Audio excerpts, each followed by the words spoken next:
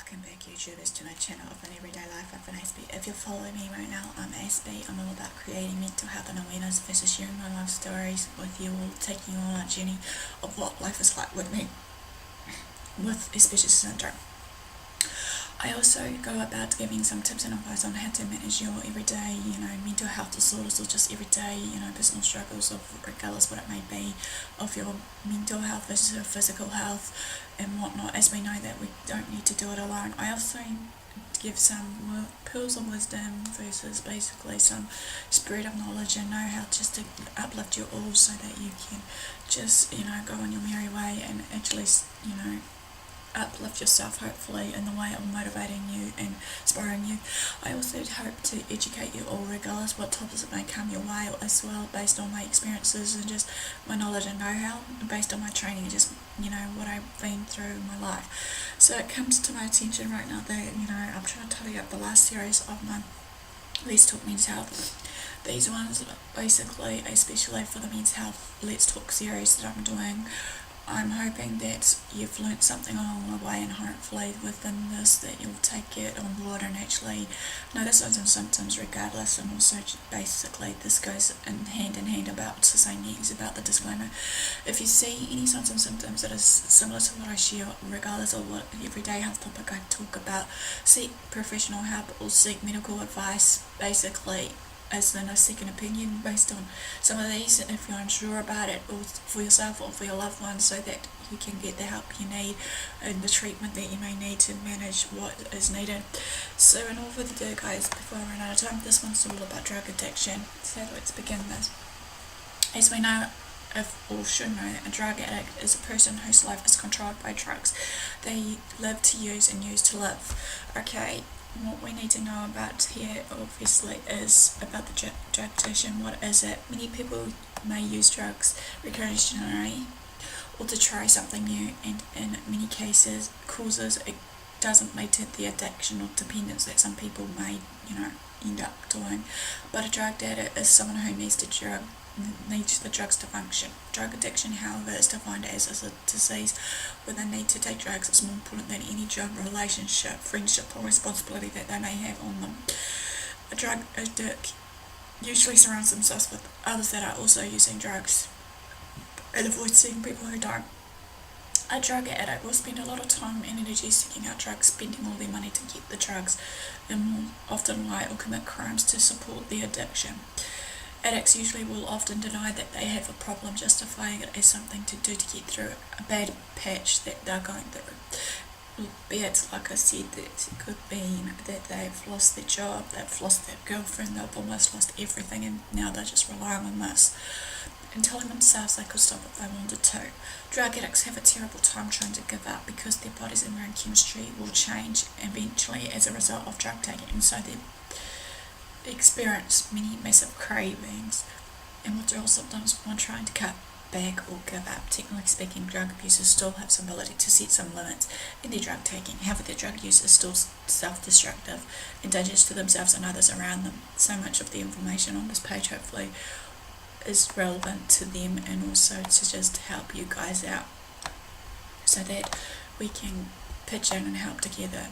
Okay, what are the signs and symptoms? There are two formalities just to know about the signs and symptoms. One is drug abuse and drug addiction. Now, drug abuse, basically signs and symptoms here of the common ones will include the following. Number one, being high in physically dangerous situations, for example, when working around heavy machinery or driving a car. Number two, the turning to drugs to cope with stressful situations and stuff, other form of, treatment options or just therapies or what have you that will help them through their stressful time. Number three, ignoring their responsibilities and getting high instead. Example wise, if they have kids, they'll forget to pick up the kids, or the failing exams to the point that their school performance is not good, or their performance at work is really low and they're performing poorly. Another one is also, this is number four, drug related legal problems like stealing or disorderly conduct charges is placed on them. Drug addiction. Okay, the signs and symptoms for this of the common ones are included of all the above, plus these ones to do with physical dependency. So number one of this is your increased tolerance to drugs. If you need to take more of a drug or have a need to try different drugs just to get a buzz or a high, then your tolerance to drugs may have increased. This is the first major warning sign to look out for when you're becoming that addict. Number two is your withdrawals. If you have any of these withdrawal symptoms that only go away when you do drugs, this is the second major warning sign to look out for, and that you're becoming an addict. Then these of the withdrawal signs are 1. Jumpiness or anxiety, 2. Shaking or trembling, 3. Nausea, 4. Sweating, 5. Vomiting, 6. Depression, 7. Can't sleep, 8. Not hungry, 9. Overly tired, and 10. Headaches. Okay, also for this one is you've lost control of your will, for example, doing drugs more often than you want to do, or despite telling yourself you were going to. Another one for this is to look out for is you've given up on other things because of drugs.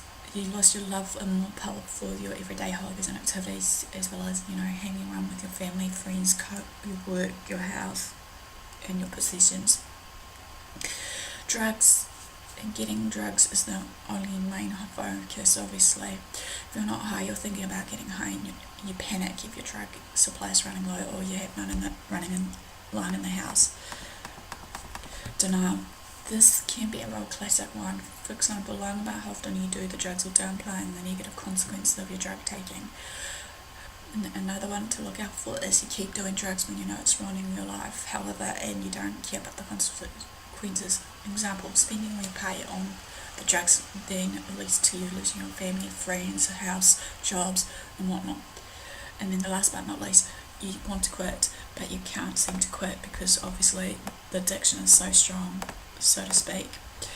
Okay, who gets it? Okay, not all drug abusers become full-blown addicts just to be in one, but it is the biggest risk factor along the line.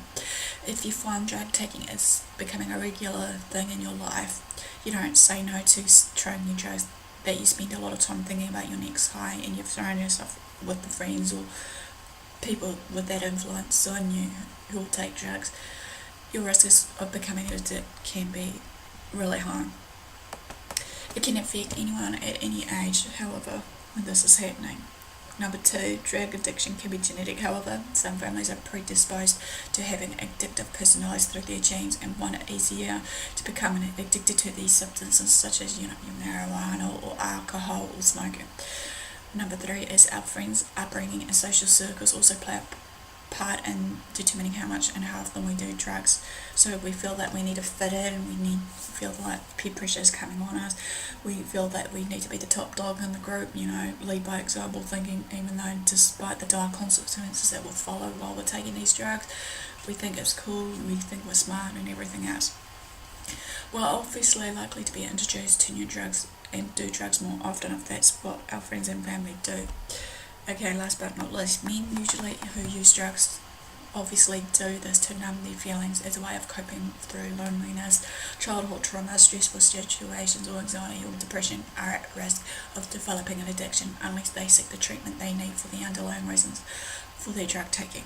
Long story short, if your drug taking is causing problems in your life, you have a problem and need to take steps to fix it. Getting tested. Testing for drug addiction starts with a series of questions to identify the signs and symptoms outlined above to what I said. It may be that you're asking these questions about yourself or the people around you. You have seen the signs yourself. A good self-assessment tool for drug addiction can be found at Drug Help, which I'll link below, as well as many other links for organisations and resources that might be of help to you guys. But